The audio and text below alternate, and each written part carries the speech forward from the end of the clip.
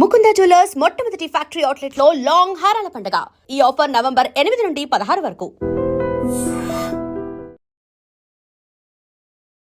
ఈ మధ్యకాలంలో జరుగుతున్న అగ్ని ప్రమాదాల తీరు చూస్తుంటే భయమేస్తోంది.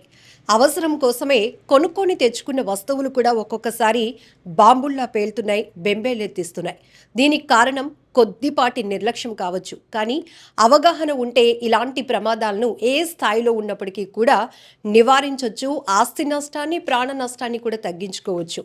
సో దీనిపైన పూర్తి డీటెయిల్గా వెళ్దాం. ఈ మధ్య చూస్తున్నాం భారీ వాహనాల్లో సైతం షార్ట్ సర్క్యూట్ కారణంగా పూర్తిగా అగ్ని కేలల్లో చిక్కుకుపోతున్నటువంటి పరిస్థితులు.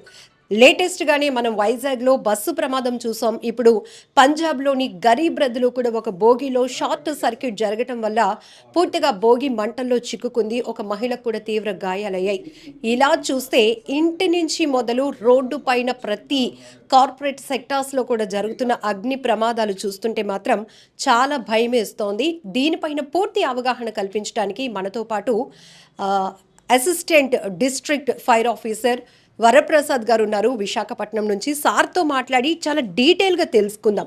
ఏదైనా ప్రమాదం జరిగిన తర్వాత గగ్గోలు పెట్టే కన్నా ఈ అవగాహన అనేది ప్రతి ఒక్కరికి, చిన్న పిల్లల నుంచి పెద్దవాళ్ళ వరకు ప్రతి ఒక్కరికి చాలా అవసరమైనటువంటి అవేర్నెస్ ఇది. నమస్కారం సార్. సో వైజాగ్లో బస్ కూడా తగలబడింది ఈ మధ్య కాలంలోనే, అండ్ ఇప్పుడు మనం మాట్లాడుతున్న టైంలోనే ఒక బ్రేకింగ్, పంజాబ్లో గరీబ్ రథ్లో ఒక బోగి తగలబడింది.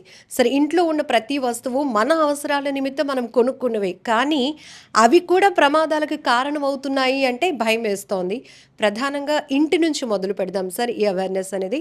ఇంట్లో ఉన్న వస్తువులో ఏవి డేంజరస్, ఎందుకు డేంజర్గా మారుతున్నాయి? నమస్కారం అమ్మా, నమస్కారం అందరికీ.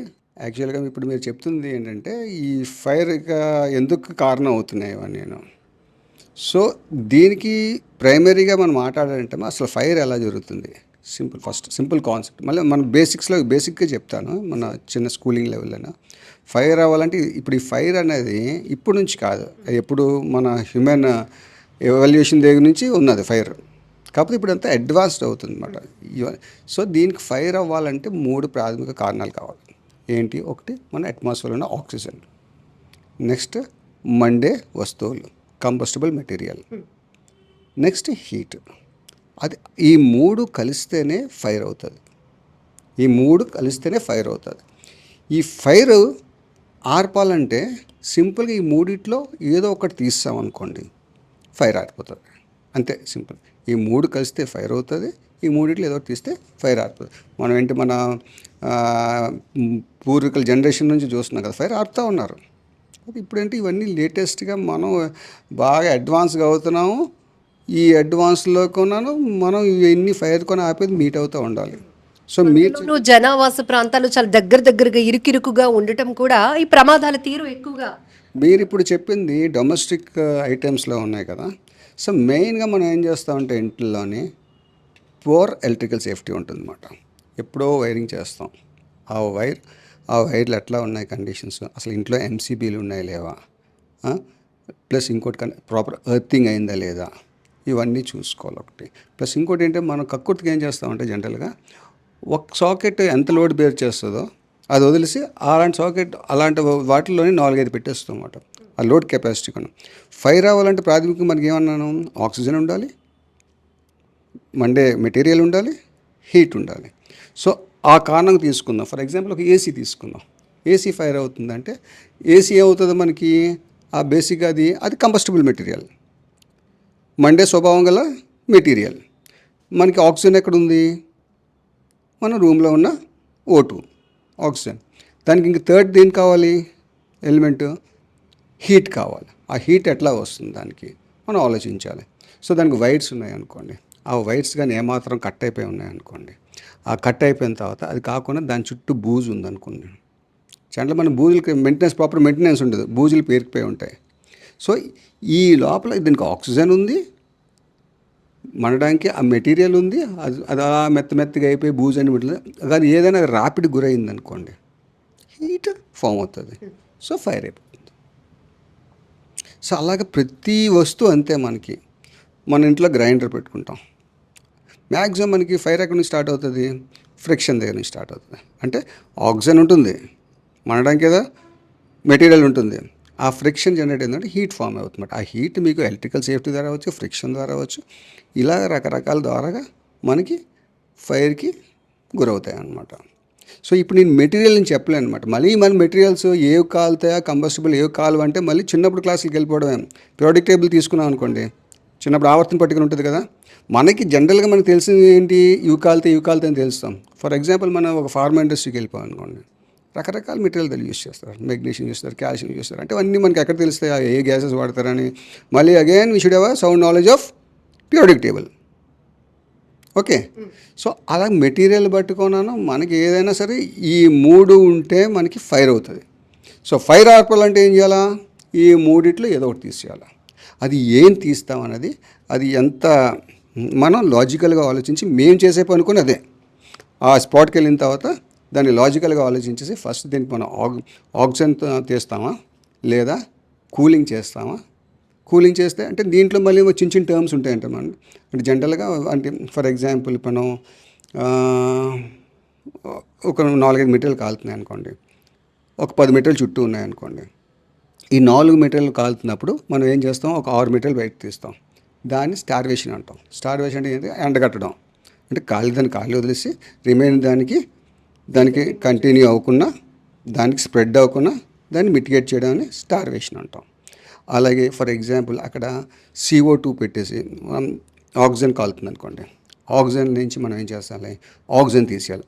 అంటే ట్రయాంగిల్లో ఆక్సిజన్ కూడా ఉంటుంది కదా, ఆక్సిజన్ తీస్తుంది అనుకోండి, దాన్ని ఒక బ్లాంకెటింగ్ అంటాం. అలాగే ఇప్పుడు మెటీరియల్ కాలుతుంది అనుకోండి, దాన్ని వాటర్ వేస్తే కూలింగ్ అంటాం, కూల్ చేసిస్తాం. అంటే మీరు హీట్ తీయడాన్ని, కంబస్టబుల్ మెటీరియల్ తీయడాన్ని, ఆక్సిజన్ తీయడాన్ని, 3 పద్ధతులు ఉన్నాయి. సో మేము కొన్ని లాజికల్గా ఏం చేస్తామంటే అక్కడ ఉన్న సిచ్యువేషన్ బట్టి మనం యాక్ట్ చేస్తాం. సో మీరు ఏం చేయాలంటే గృహాల్లో కొన చేయవలసింది ఏంటంటే మెయిన్ ఎలక్ట్రికల్ సేఫ్టీ చూసుకోవాలి. సో మనం వాడే వస్తువులు దాని యొక్క క్వాలిటీ అవన్నీ చూసుకుంటూ ఉంటాం. థింగ్స్ అంటే మెయిన్గా ఏం చెప్తారు సార్? థింగ్స్ అంటే ఇంకేం లేదమ్మా. ఇప్పుడు ఫర్ ఎగ్జాంపుల్ మ్యాక్సిమం ఇప్పుడు మేము చూస్తున్న రకరకాల ఫైర్స్ చూస్తూ ఉంటాం. ఈ ఎలక్ట్రికల్ వర్క్ వచ్చినప్పటికి ఏమవుతుందంటే మెయిన్ ప్రాబ్లం మాకు వచ్చేదంటే వైరింగ్. సో ప్రాపర్ మెయింటెనెన్స్ ఉండదు. ఇప్పుడు ఫర్ ఎగ్జాంపుల్ కంప్యూటర్స్ అన్నీ ఉన్నాయి అనుకోండి, కంప్యూటర్ షోరూమ్స్ అన్ని కాలిపోతుంటాయి. ఎందుకు కాలిపోతుంటాయి, అక్కడ బ్యాటరీస్ దగ్గర కంటిన్యూస్గా వదిలేసి వెళ్ళిపోవడం, దాని ప్రాపర్ సేఫ్టీ తీసుకోకపోవడం. సో ప్లస్ మళ్ళీ ఆ రూమ్కి ఎర్తింగ్ అండ్ లైటింగ్ కండక్టర్స్ లేకపోవడం, ఇవన్నీ ఉండడం వల్ల ఆ ఇన్సిడెంట్స్ అవుతూ ఉంటాయి అన్నమాట. సిలిండర్ పేలింది అంటే ఇంట్లో, వంటింట్లో నుంచి ఒక బాంబు పేలినంత బీభత్సం క్రియేట్ అవుతోంది. సిలిండర్లు ఎప్పటి నుంచో వాడటం అనేది, వినియోగంలో ఉండటం అనేది వాస్తవం. కానీ ఈ మధ్య ఎక్కువ ఫైర్ ఇన్సిడెంట్స్లో సిలిండర్లు పేలుతున్నాయి, గ్యాస్ లీక్. ఎందుకు సార్? గ్యాస్ ఏదైనా సరే సిలిండర్ పేలినా గ్యాస్ లీక్ అయినా మెయిన్ ఏంటంటే అది హ్యూమన్స్ ప్రాబ్లం, మన ప్రాబ్లమే, ఎక్కడ నెగ్లిజెన్సీ, మన యొక్క నెగ్లిజెన్సీయే. ఫర్ ఎగ్జాంపుల్ ఇంట్లోని వంట వండిన తర్వాత ఏం చేయాలా, ప్రాథమికంగా ఏం చేయాలా, స్టవ్ ఆఫ్ చేసుకోవాలా, కింద అది ఆఫ్ చేసేసుకోవాలి. సేమ్ ఇదే మన నెగ్లిజెన్సీ వల్ల జరుగుతున్నాయి. నెగ్లిజెన్స్ జరిగిపోయిందే అనుకుందాం. సో దాన్ని నెక్స్ట్ స్టెప్ ఏం చేయాలా, మీరు సిలిండర్ పేలుతుంది అంటే ఎందుకు పేలుతుంది అంటే జనరల్గా సిలిండర్ కొన్న నెంబర్ ఆఫ్ టెస్ట్స్ అవుతాయి, అది ఎప్పుడు పేలవు. సో ఇప్పుడు సిలిండర్ పేలుతుందంటే ఫర్ ఎగ్జాంపుల్ రూమ్లో ఓన్లీ ఒక సిలిండర్ పైన కాలుతుంది అనుకోండి, ఆ సిలిండర్ పైన కాలిందని మనం ఈజీగా పుట్ ఆఫ్ చేసేయచ్చు. సిలిండర్ అలా పైన గ్యాస్ ఎక్కడైతే లీక్ అవుతుంది అలాగే కాలుతూ ఉంటుంది తప్ప సిలిండర్ పేలదు. కానీ మీకు ఆ ఫైర్తో పాటు రూమ్ అంతా కాలుతుంది అనుకోండి, ఆ పక్కనున్న కంబస్టిబుల్ మెటీరియల్స్ మొత్తం అన్నీ కాలుతున్నాయి అనుకోండి. సో ఏమవుతుంది, ఈ ఎక్స్టర్నల్ హీట్ వల్ల ఆ యొక్క మెటీరియల్ ఉంటుంది కదమ్మా, అగైన్ సంకోచం వ్యాకోచం మనం చిన్న ఫిజిక్స్లో చదువుకుంటాం కదా, ఈ దానివల్ల ఏమవుతుందంటే ఎక్కడైతే మళ్ళీ అది ఎక్స్పాండ్ కాంటాక్ట్ గురవుతుందో అక్కడెక్కడ లీక్ వచ్చి బ్లాస్ట్ అవుతుంది. బ్లాస్ట్ అయినప్పుడు ఏమవుతుందంటే మళ్ళీ బ్లాస్ట్ అయినప్పుడు ఏమవుతుందంటే ఆ సౌండ్స్ అన్నీ ఎందుకు వస్తాయి అంటే మళ్ళీ ప్రెషర్, ఎంత సైన్. యాక్చువల్గా ఫైర్ అనేది it's a purely fire engineering it's called. It consist of physics as well as chemistry, మొత్తం సైన్స్ అంతాను. సో అది బ్లాస్ట్ అవుతుంది అనుకోండి. ఫర్ ఎగ్జాంపుల్ ఇప్పుడు గోడలు ఎక్కువ మందంగా ఉన్నాయనుకోండి, అవి విత్ స్టాండ్ అవుతాయి. అదే సన్న ఒకటి గోడ అనుకోండి, బ్లాస్ట్ జరుగుతుంది. సో సిలిండర్ ధాటికి గోడలు పగిలాయి, భవనాలు కూలాయి అని కూడా వింటూ ఉంటాం. సో ఇదంతా కూడా ఏంటంటే కన్స్ట్రక్షన్లో ఉన్నటువంటి నిర్మాణ పరిస్థితి ఉంటుంది. ఎవ్రీథింగ్ ఇంకా సార్, వంట గదిలో చెయ్యకూడని అంశాలు అంటే ఫైర్ ఇన్సిడెంట్స్కి కాకుండా ఉండాలంటే ఎట్లాంటి సేఫ్టీ తీసుకోవాలి? అలా మీరు చెప్పినట్టు 3 కాంబినేషన్స్ ఏవైతే ఫైర్ జరగటానికి కాజ్ అవుతుందో, ఏది సిలిండర్ అనేది పక్కాగా ఉంటుంది వంటగది కాబట్టి, ఇంకా అక్కడ ఉండకూడని మెటీరియల్స్ ఏంటి సార్? సో ఒక ప్రోబ్ ఉంటుందమ్మా. Fire is a good master. Fire అంటే ఫైర్ అనేది అది దాన్ని మనం కంట్రోల్ చేసామనుకోండి, అది మనకి బాగా యూజ్ అవుతుంది. అది మనల్ని కంట్రోల్ చేసింది అనుకోండి, అది డిజాస్టర్ అవుతుంది. సో మనం ఫైర్ని వాడుకుందని బట్టి ఉంటుంది, మనం ఎలా ప్లాన్ చేస్తాం. మీకు ఫైర్ అవ్వాలంటే చెప్పాను కదా, బేసిక్గా 3 ఉండాలి. ఫైర్ అవ్వకూడదంటే ఆ 3 ఏదో ఒకటి తీసేయాలి. దానికి అంతా మనమే చేయాలి. మనం ఏం చేయాలా? మెయింటెనెన్స్ చూసుకోవాలి. ఏదైనా ఉంటే నీట్గా గ్యాస్ స్టవ్ దగ్గర నీట్గా పెట్టుకుంటాను నేను, ఎక్కడికక్కడ బూజులు లేకుండా. ప్లస్ ఇంకోటి, ఎప్పటికప్పుడు మీరు ఆ సిలిండర్ దాని యొక్క కార్డ్ ఉంటుంది కదా, పైపు, అది చెక్ చేసుకోవాలి, లీక్స్ ఉన్నాయా లేవా.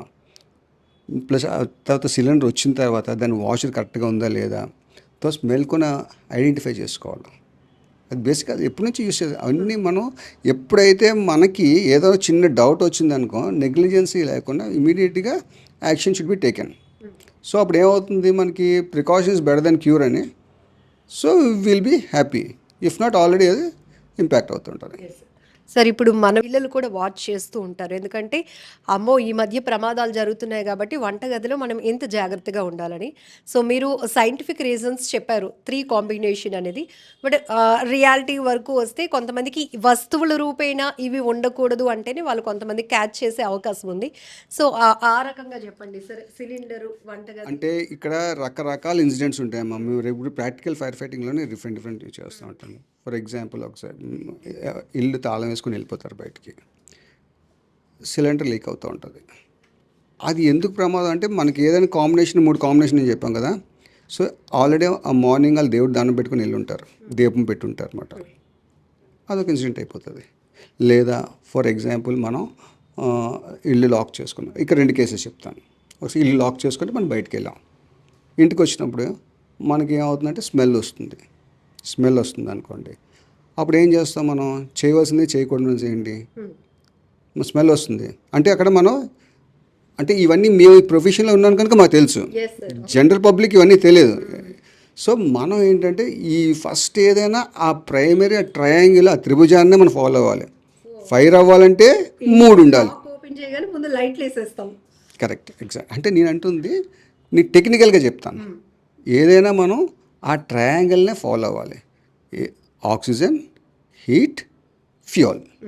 సో ఫర్ ఎగ్జాంపుల్, మనం ఇంటికి వచ్చినప్పటికి మనకి గ్యాస్ లీక్ అవుతుంది అంటే ఫైర్ లేదు. ఫైర్ లేదన్నప్పుడు మనకి ఏంటంటే ఉన్నాయి అక్కడ, ఆక్సిజన్ ఉంది, అట్మాస్ఫియర్లో ఆక్సిజన్ ఉంది, మీకు మండడానికి గ్యాస్ ఉంది. సో మన దానికి ఏం దొరకకూడదు, హీట్ దొరకకూడదు. అంతేనా? ఆ హీట్ దొరికింది అనుకోండి, మీకు ఫైర్ అయిపోతుంది. సో మనం ఆలోచించి అంతా అసలు ఆ హీట్ ఎలా విధంగా దొరకకూడదని ఆలోచన చేసుకోవాలి. దానికి ఫర్ ఎగ్జాంపుల్, అందరూ ఏం చేస్తారు, ఇంటికి వచ్చిన వెంటనే రూమ్ తలుపులు తీసేస్తాం, లేదా స్విచ్ చేస్తాం. స్విచ్ చేస్తే ఏమవుతుంది, ఆ స్విచ్లో చిన్న స్పార్క్ వస్తే అప్పటికి ఆ గ్యాస్ అంతా లీక్ అయిపోయి అలా వెయిట్ చేస్తూ ఉంటుంది అనమాట. డౌన్ ఒకటి. లేదు, మనం ఏం చేస్తాం, తెలివిగా డోర్స్ ఓపెన్ చేస్తాం. డోర్స్ ఓపెన్ చేసిన వెంటనే ఫస్ట్ అందరూ మొబైల్ వాడుతున్నాం కదా, ఇది ఇలా ఆన్ చేస్తాం. స్మెల్ వస్తుంది అని చేస్తాం. ఇదేంటి, దీంట్లో ఇది cell, its name it's for cell. దీంట్లో చిన్న స్పార్క్ వస్తుంది, దట్ ఈస్ ఇనఫ్. అంటే దానికి ఫైర్ అవ్వడానికి చిన్న హీట్ దొరికితే చాలు. ఇది అంటే ఇవన్నీ చేయకూడదు అనమాట. సో చాలామంది ఏం చెప్తారంటే, ఆల్రెడీ మన ఇంటికి వచ్చినప్పుడు ఫ్యాన్ తిరుగుతూ ఉంది, ఆ ఫ్యాన్ ఆపడం గురించి మనం మళ్ళీ అంటే దానికి స్టేటస్ కో అలా పెడతాం తప్ప దానికి ఏ విధమైన హీట్ ఇవ్వకూడదు. డోర్స్ ఓపెన్ చేయాలా స్లోగా. డోర్స్ ఓపెన్ చేసే ముందు కొన పక్కింట్లో దీపాలు పెట్టారా లేదా చూసుకోవాలి. ఏముంది అక్కడ, ఇప్పుడు అన్ని అపార్ట్మెంట్ కల్చర్, ఒక ఫ్లాట్ పక్కనే ఉంటాయి. ఫర్ ఎగ్జాంపుల్, ఈ ఇంట్లోని లీక్ అవుతుంది అనుకుందాం, ఆ ఎదురింట్లో దీపాలు పెట్టారు. ఒకసారి మనం డోర్ తీస్తే ఏమవుతుంది, ఈ గ్యాస్ బయటకు వెళ్ళి ఫ్లాష్ బ్యాక్ అవుతుంది. బట్ ఓకే, అదొక ఇన్సిడెంట్. అంత మనకి హీట్ తగిలేస్తుంది కదా, అదొక ఇన్సిడెంట్. సో అసలు ముందు మనం డోర్స్ ఓపెన్ చేసినప్పుడు కొంచెం జాగ్రత్తగా తీసుకొని, సో డోర్స్ ఓపెన్ చేసిన తర్వాత మొత్తం వెంటిలేషన్ ప్రొవైడ్ చేయాలి. వెంటిలేషన్ ప్రొవైడ్ చేసినప్పుడు ఏమవుతుందంటే ఆ మొత్తం అంతా ప్యాసిఫై అయిపోతుంది. సార్, డొమెస్టిక్ పరంగా చాలా డీటెయిల్గా చెప్పారు. ప్రతి మహిళకి మొత్తం ఈ ఇన్ఫర్మేషన్ అనేది బాగా రీచ్ అవుతుంది. ఇంకా ఇంకా ఏ ఆస్పెక్ట్లోనైనా ఏమైనా ప్రాక్టికల్గా జరిగినటువంటి ఇష్యూస్ కూడా చెప్తారు. అదే మరి ఒక్కొక్క ఇన్సిడెంట్ ఒక్కొక్కలా ఉంటుందమ్మా. ఈ ఎలక్ట్రికల్ సేఫ్టీ మీద చాలా వరకు చూస్తాం. ఫర్ ఎగ్జాంపుల్ మనం ఇప్పుడు పోల్స్ మీద చూడండి. ఇప్పుడు పోల్స్ మీద ఏం చేస్తారంటే పోల్స్ మీద ఫైర్లు అయిపోతుంటాయి. అక్కడ రీజన్ ఏంటి? ఒకే పోల్కి number of cable wires cuts ఉంటాయి. సో మళ్ళీ అక్కడ చూస్తే మనం ఏమనుకుంటున్నాము, సేమ్ ఈ మూడే ట్రయాంగిలే. హీట్, మండే కంబస్టబుల్ మెటీరియల్, మండే పదార్థం అండ్ ఆక్సిజన్. ఈ ఏమవుతాయి, ఆ వైర్లు ఎప్పుడైతే కట్ అయిపోయి అవి ర్యాపిడ్ గురవుతాయో ఆ హీట్ జనరేట్ అవుతుంది.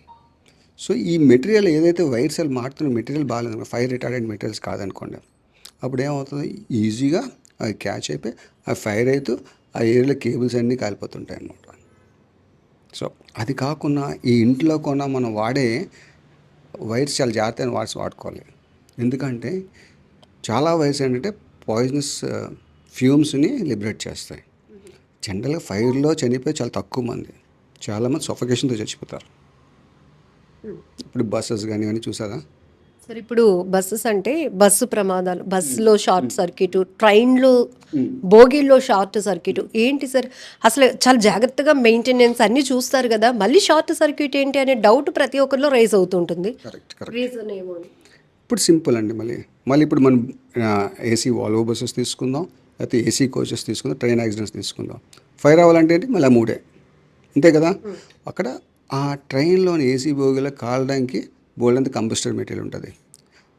ఆ సీట్స్ అన్నీ డిఫరెంట్ కంబస్టబుల్ మెటీరియల్. తర్వాత అక్కడ ఉన్న ఆక్సిజన్ ఉంటుంది. ఇంకా ఫైర్ ఎందుకు అవుతుంది? అయితే అక్కడ లోపల మెటీరియల్ ప్రాబ్లం అయి ఉండాలి, లేదా సమ్ హజార్డస్ మెటీరియల్ క్యారీ చేసే అవకాశం ఉండాలి, లేకపోతే ఇంప్రాపర్ మెయింటెనెన్స్. సో అంతే. అక్కడ ఏమాత్రం ఈ రెండిటికి కానీ ఆ హీట్ కానీ తోడైంది అనుకోండి, హీట్ అనేది ఎనీ సోర్స్ అయ్యొచ్చు. ఎక్స్ప్లోజివ్ మెటీరియల్ పెట్టవచ్చు, లేకపోతే ఇంకేదైనా అని మనం ఊహించుకోవడమే. అంటే నేను ఒక్క స్పెసిఫిక్గా ఇది హీట్కి కారణం అని చెప్పలేను. ర్యాపిడ్ వల్ల వస్తాయి, లేకపోతే ఇంకా ఇతర కారణాలు. ఏదైనా సరే హీట్ కానీ దొరికిందంటే ఆ మూడు ఉంటే ఫైర్ అయిపోతుంది. ట్రైన్ యాక్సిడెంట్స్లో అదే జరుగుతుంది. సో ఇంకోటి రన్నింగ్ ట్రైన్స్ ఏమవుతుందంటే ఇన్ కేస్ చిన్న ఫైర్ స్టార్ట్ అయింది అనుకోండి, ఆ రన్నింగ్ ట్రైన్కి ఏమవుతుంది, ఇంకా ఆక్సిజన్ స్పీడ్ ఎక్కువ అయిపోతుంది, కావడం అనేది ఇంకా ఫాస్ట్ పెరిగిపోతుంటుంది. సో మనం ఇప్పుడు చూస్తున్న ట్రైన్స్లో కొన్నాను, మనం యాక్చువల్గా ట్రైన్లోకి వెళ్ళిన తర్వాత మనం ఎంతసేపు మన సీట్ ఎక్కడుందో చూసుకుంటాం, అసలు సేఫ్టీ సిస్టమ్స్ ఏమున్నాయి. సో చాలా వరకు అవగాహన ఉండదు. నాకు కొన్ని ఇప్పుడు ఇందులోకి వచ్చిన తర్వాత నాకు ఇవన్నీ అర్థమవుతున్నాయి. బేసిక్గా నేను కూడా అందరు పబ్లిక్ లాగే నేను ఎప్పుడైతే ప్రొఫెషనల్ మీదకి వచ్చామో, సో జనరల్గా మనం ఏ బస్సెస్లోకి వెళ్ళినా సరే, ట్రైన్స్లోకి వెళ్ళినా సరే, first you should go, you look in to safety of that. So if not అక్కడ ప్రాపర్ ఎక్స్టింగ్విషర్స్ ఉన్నాయా లేవా, అసలు ఎక్స్టింగ్విషన్ మీడియా ఏముంది చెక్ చేసుకొని, లేకపోతే we'll call that attendant, we'll ask him, బాబు ఏంటి ఇవన్నీ రెగ్యులర్ పని చేస్తున్నాయా లేవా, యూ షుడ్ చెక్. లేదా ఆ అథారిటీస్కి చెప్పాలి. పైగా ఇంకోటి ఏంటంటే మనం లోపలికి వెళ్ళిన తర్వాత కూడా బోగీస్లోకి వెళ్ళిన తర్వాత ఆ మధ్యలో మనకి బ్రేకబుల్ విండోస్ ఉంటాయి. We should note that how to get out of the situation if any incident అనుకోండి. మనం జనరల్గా రెండే మనకి ఏంటి 4 ఎగ్జిట్స్ ఉంటాయి ఒక బోగీకి, 1, 2, 3, 4, అంతే కదా. సో ఇక్కడ ప్యాక్ అయిపోతారు. సో చాలామందికి మధ్యలోని బ్రేకబుల్ విండోస్ ఉంటాయనే విషయం తెలియదు. సో అది చూసుకోవాలి మనం. బ్రేకబుల్ విండోస్ సెంటర్లో ఉంటాయి. పోనీ బ్రేకబుల్ విండోస్ ఉన్నాయనుకోండి, దాని పక్కన ఒక టూల్ కొని ఇస్తాడు. సో ఇన్స్ట్రక్షన్స్ కొని ఇచ్చి ఉంటాడు. పోనీ మనకు చదవడం రాలేదనుకోండి, సో పక్క ఇంగ్లీష్ అయినా సరే మనం మనకి అవగాహన ఉందనుకోండి. ఫర్ ఎగ్జాంపుల్ నాకు చదువు రాదు, సో పక్క ఆయనకి, సార్ అది కొంచెం చెప్పారండి ఇదివరకు ఒక ఫైర్ డిపార్ట్మెంట్ అయినా అక్కడ మధ్యలో ఇలా ఉండే అంటే, సో ఏమవుతుంది, సో ఈ ఇన్సిడెంట్లో ఫర్ ఎస్కేప్ అవడానికి మనకు మనం రక్షించుకోవడానికి ఆ బ్రేక్ చేసుకొని you can get out that. తన నోటీస్లో అయితే ఇది ఉంది అని తెలుస్తుంది. ఏదైనా అవేర్నెస్ అండ్ ఆల్రెడీ ఇన్సిడెంట్ జరిగిపోయింది అనుకోండి, దానికి ఏముందంటే ఇంక మూడిట్లో ఏదో ఒకటి తీయడమే. ఆక్సిజన్ తీస్తామా, లేకపోతే కంబస్టబుల్ మెటీరియల్ ఆపుతామా, హీట్ని తీస్తామా. ఈ మూడిట్లో ఏం చేయాలంటే ఏదో ఒక ఫైర్ని ఎక్స్టింగ్విష్ చేసే మెటీరియల్ యూస్ చేసుకోవాలి. ఆ మెటీరియల్ ఆ ట్రైన్లో ఉందా అందుబాటులో లేదో మనం చూసుకోవాలి మనం. ఓకే, సో ఈ ఎక్స్టింగ్విష్ మెటీరియల్స్ అనేవి మనకి రకరకాల మెటీరియల్స్ ఉంటాయి అన్నమాట. మనకి ఫర్ ఎగ్జాంపుల్ ఇప్పుడు ప్రైమరీ ఫైర్ ఫైటింగ్ డివైస్ అనుకోండి, ఎక్స్టింగ్విషెస్ ఉంటాం. సో మీరు అక్కడే చూడండి, మేము ఇప్పుడు రైతు ఏం చేస్తున్నాం అంటే ప్రతి ప్రెమిసెస్లో అనుకుంటే మేము పెట్టిస్తున్నాం నేను. సో మేము ఇక్కడ నుంచి ఇంత దూరం వెళ్ళే లోపల ఏదైనా నిజం జరిగింది అనుకోండి, మీకు అవేర్నెస్ ఉందనుకో, మీరు ఒక పెట్రోల్ బంక్లో పెట్రోల్ కొట్టిస్తూ ఉంటారు, లేదా you will be travelling in your car. Right no అన్ని కార్ ఇన్సిడెంట్స్ చూస్తున్నారు కదా, కార్లు ఫైర్ అయిపోతున్నాయి కదా. ఎందువల్ల అవుతున్నాయి? ఎందువల్ల అవుతున్నాయి? సేమ్ అక్కడ ఏమవుతుందంటే షార్ట్ సర్క్యూట్ అవుతుంది. ఆ బ్యాటరీ దగ్గర షార్ట్ అవ్వడం, దానికి ఆ పక్కనే ఏదైనా ఆయిల్ లీక్ అవ్వడం. అంటే ఆయిల్ అంటే ఫ్యూయల్, ఆక్సిజన్, అక్కడ ఆ స్పార్క్ వచ్చింది అనుకోండి, ఈ మూడు స్టార్ట్ అయిపోతుంది అంతే. దానికి మీరు ఎలాగా ఆ ఇన్ టైంలో ఏం చేయాలి?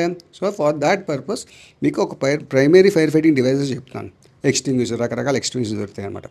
ఈ ఎక్స్టింగ్విష్ కూడా రకరకాలుగా ఉంటాయి అన్నమాట. అవి ఎట్లా ఉంటాయి? ఒకటేంచి CO2 ఆర్పేది, CO2 తీసేది, CO2 యూజ్ చేసాం అనుకోండి ఆక్సిజన్ తీసేది. ఒకటేంటి CO2 కొడితే ఆక్సిజన్ తీసేది. కొన్ని ఫోమ్ ఎక్స్టింగ్విషర్స్ ఉంటాయి, కొన్ని DCP పౌడర్స్ ఉంటాయి అన్నమాట. ఆ పౌడర్స్ అంటే నథింగ్ బట్స్ కెమికల్ పౌడర్స్ అనమాట. అంటే నేను లేమన్ లాంగ్వేజ్లో చెప్తున్నాను. ఫర్ ఎగ్జాంపుల్ ఇప్పుడు మన ఇంట్లోని అమ్మ ఇదివరకు పకోడీలను వేస్తుంది అనుకోండి. ఫర్ ఎగ్జాంపుల్ మిమ్మల్ని అడుగుతాను, ఒక ఆయిల్ కాలుతుంది, మీ ఇంట్లో వంట చేస్తున్నారు, ఆయిల్ కాలుతుంది, ఏం చేస్తారు ఇమీడియట్గా? స్టవ్ కడతాం సార్. అంటే అక్కడ ఏం చేస్తున్నారు మీరు? స్టవ్ కడితే ఫైర్ ఆర్పేస్తున్నారు. అంటే మన ట్రయాంగిల్ ఏం తీస్తున్నారు, మన త్రిభుజంలో ఏం తీస్తున్నారు? మండడానికి. కరెక్ట్. మీకు అది అవకాశం లేదు, ఫైర్ ఆర్పే అవకాశం లేదు, అది కాలుతుంది. నెక్స్ట్ మనం ఏం చేయగలం అంటే ఫ్యూల్ తీసే అవకాశం లేదు, మీకు డేరింగ్ సరిపోలేదు. సో నెక్స్ట్ ఏం చేయాలి? ఆయిల్ ఉంది, ఆయిల్ మీద మీరు నీళ్ళు పోస్తారా? అంటే మళ్ళీ నీళ్ళు పోస్తే ఏమవుతుంది?